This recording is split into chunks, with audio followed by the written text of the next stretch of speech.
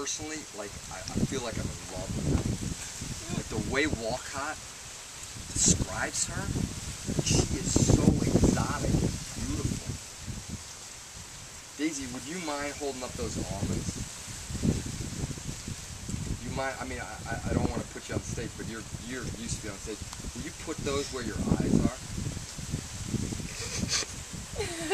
Right? That's an image, right? Almonds and the almond eyes of Helen are a really powerful image tied to that character. These almond trees are everywhere here. This is a Caribbean tree.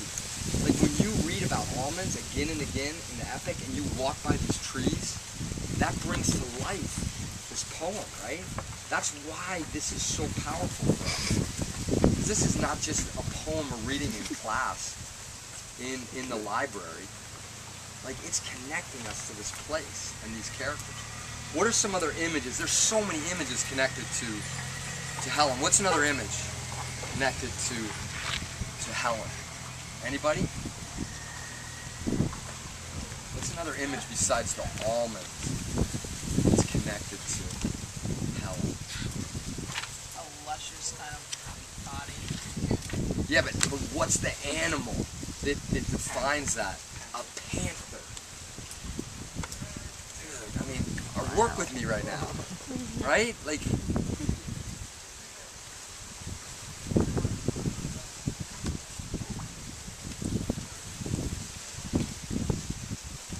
what else in these last two chapters?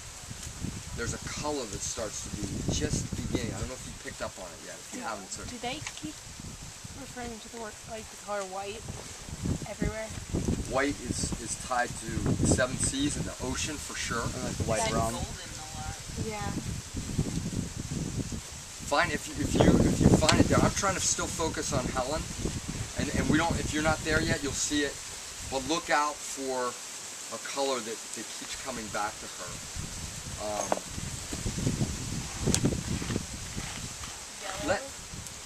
Yellow. Yellow is definitely a big Helen. How is it tied to her? Can you read it? Oh, I don't have it right here. Okay. What do you remember from it? It's the dress. It's the dress that Maud kind of like altered for her, but it's not really clear on whether she stole it or if Maud like gave it to her, and then it kind of is like her signature thing. Cool. Well, we're just getting introduced to Maud and Pumpkin. So I mean, I could talk about Helen for a long time. I've already did it. I love her. So, let's move on. What other characters do we have? Tumbly? I don't know if that. I'm not sure if that's right. Who's had their heart broken?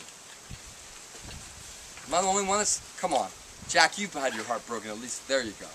Yeah. I mean, I know it's hard for young people to admit when they've had their heart broken, but like that's one of the hardest wounds. I mean, you can cut your leg and you heal, but like getting your heart broken, right? That sometimes lasts. The first girl that broke up with me, Carmen Navarro, and if you follow on with this, which is I know where Augie wants to take us,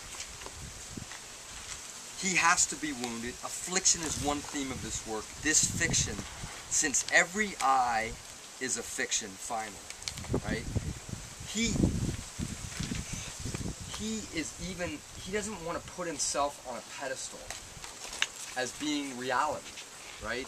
Even his character injected into this epic, which comes through when he's sitting, watching. You know what's really cool about this? You don't know this, but Walcott is known as a womanizer. He has 3 wives, 5 or 6 kids. He's probably 80 and has a beautiful young girlfriend right now. I mean, I'm just throwing that out there. That's who he is. And he is in love with Helen in this book. Like, you notice the first 2 eyes come through when he is looking at Helen in the restaurant.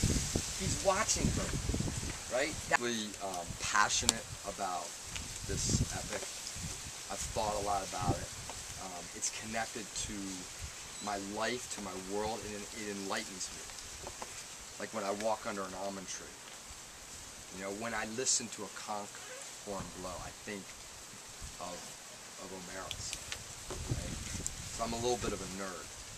But I do not have all the answers. No one has all the answers to this epic.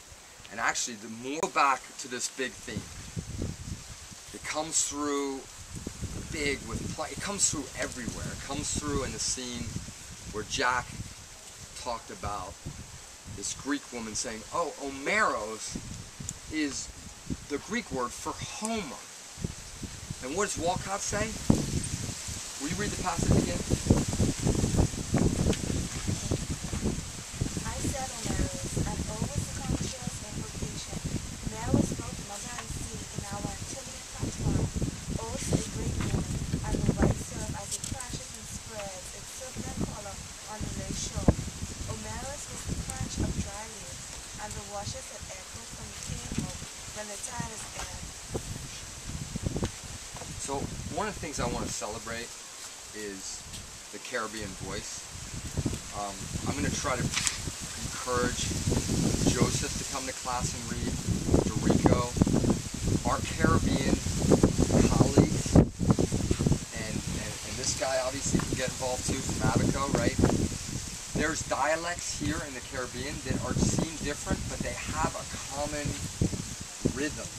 Like, I don't know if you can hear and celebrate, but Nisha has a little bit of a song to her voice that I don't have. Like, when I read the sound, I mean, it doesn't work for me. So I think that's the Greek word for Homer. What is it? I feel like just the way, the few little details that he described it, it's kind of like really in depth. Like, he says, like, the shore, like he's saying, like, the finishing of the shore comes washing up, which means that line of the shore is done. And, like, the crackling of leaves, which means the leaf is dead. So kind of like life ended. Yeah. But it's life. I mean, if I can Like jump energy. in, it's life connected to his world. He's in Boston right now. I don't know where he is really.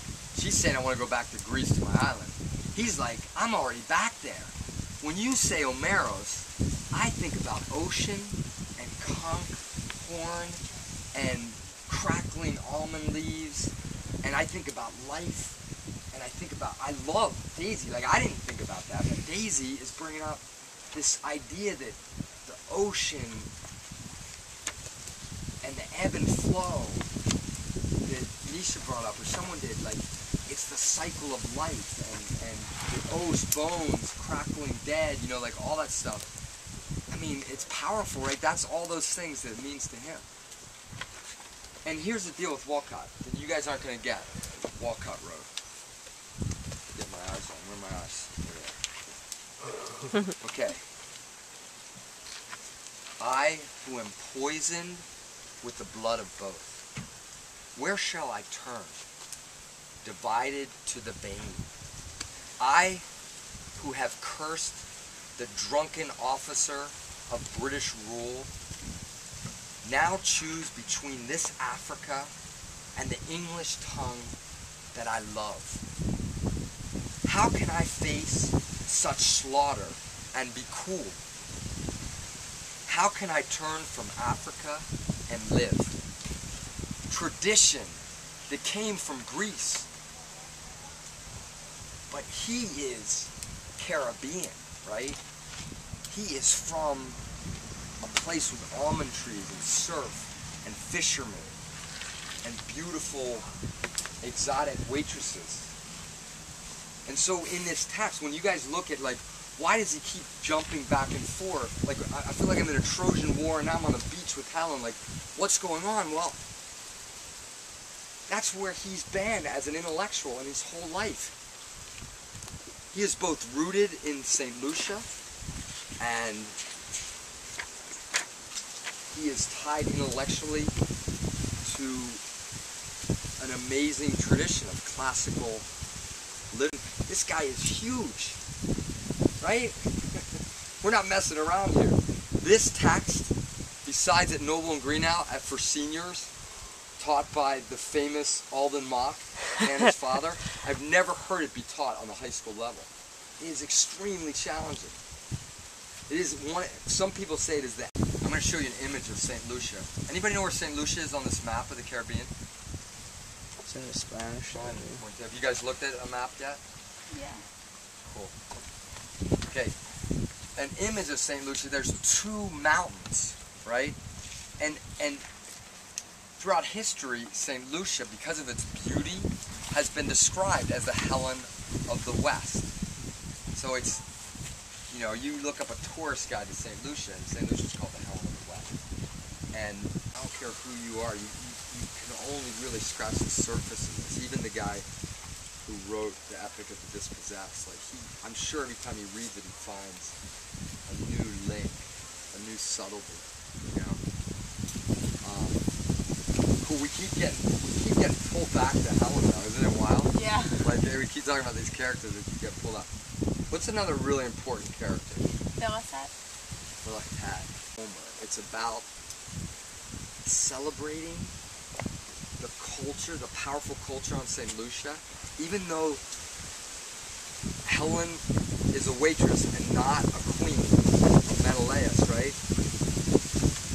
What he's saying is she is a symbol for the island. She is something bigger than life, right?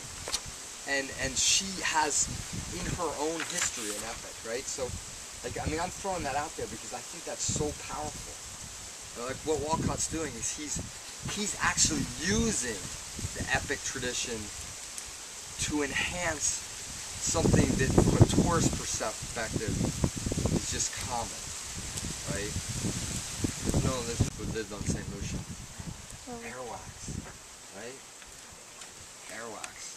Where'd the airwax come from? The sky. Yeah, right here, right? Look at this. This is really cool to look at the Caribbean. They came from the Orinoco Basin, and they went down to the Delta, and then they started to be seagoing people. And they started to track. Their culture moved down this chain of the Antilles Islands. So they were the first people in St. Lucia. And what kind of, like this African group that you interacted with this summer, and many of the African roots, what kind of religion? Was there one God? No. What kind of religion in general, when you think of like kind of pre-Columbian culture or African culture, what kind of religion existed? Lots of gods. What? Lots of gods. Lots of gods. And where did they see gods? Where? In like everything.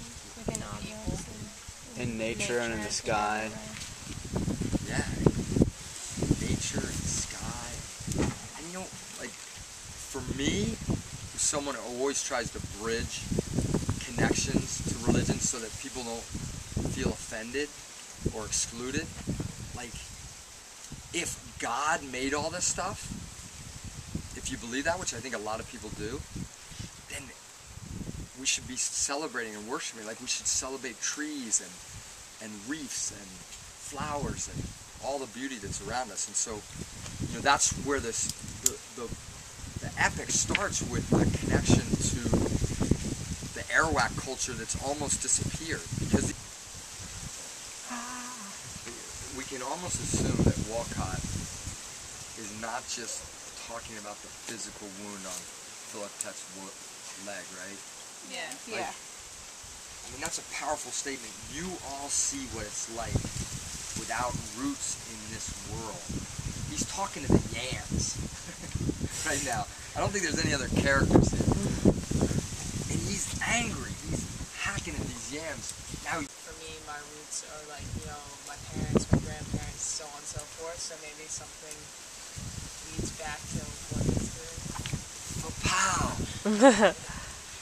Jeez, he just hit it out of the park, right?